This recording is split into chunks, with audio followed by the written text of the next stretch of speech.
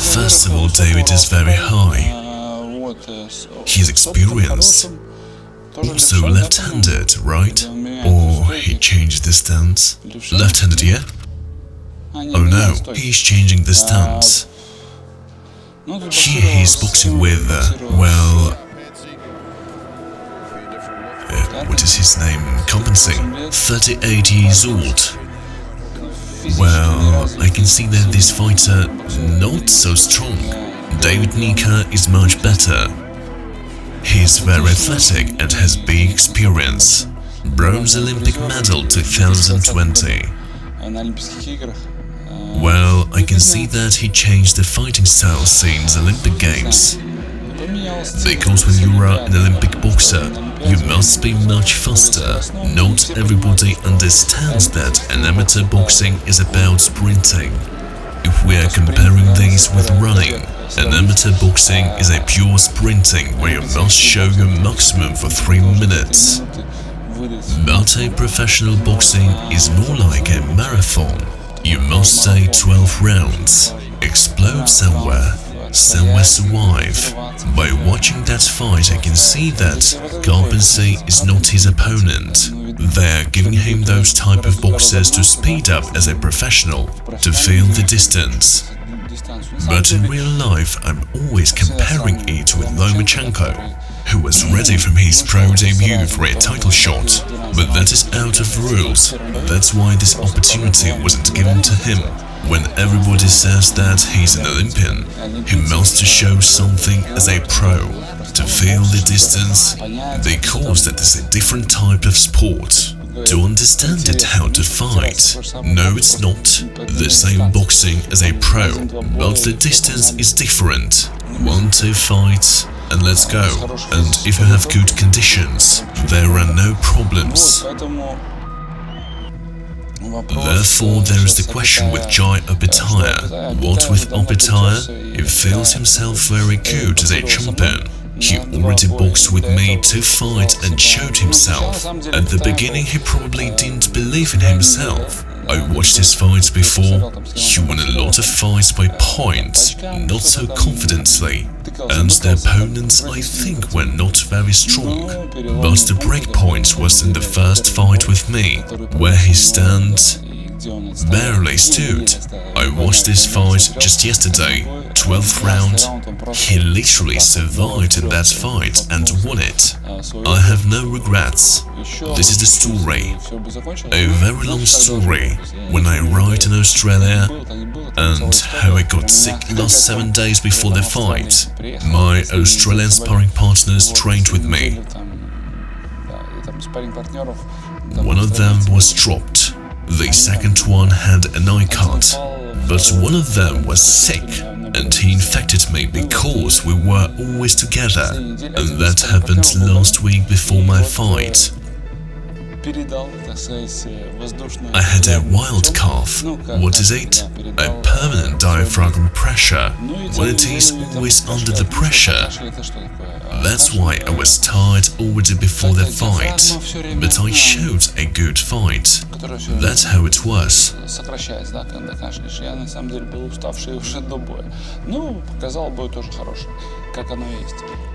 And that day was the most important for Opetaia.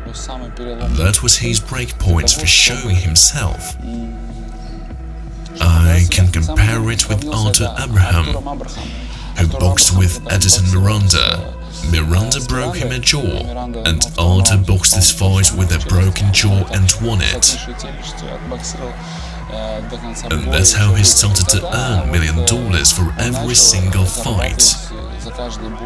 I've talked with Zorland.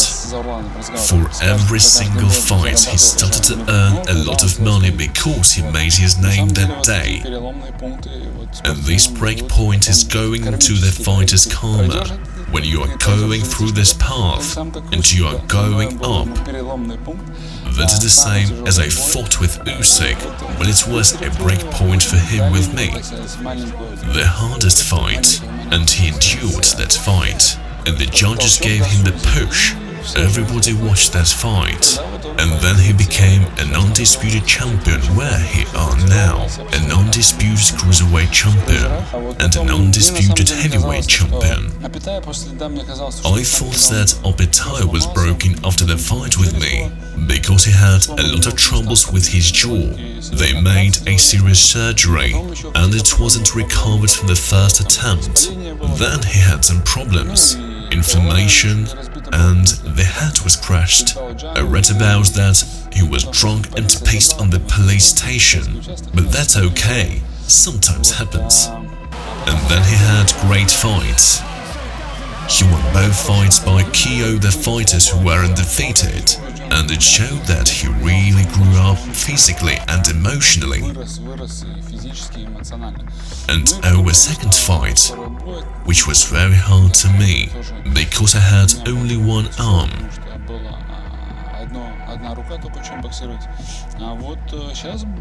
And then he boxed with another one boxer. What was his name again? Yeah, Jack Massey was defeated by TKO. Jack Massey had no losses by TKO ever. He even fought with Joseph Parker from New Zealand. And he won that fight. But unfortunately the victory was given to Parker because Parker was a rising star. He was a rising star in his country.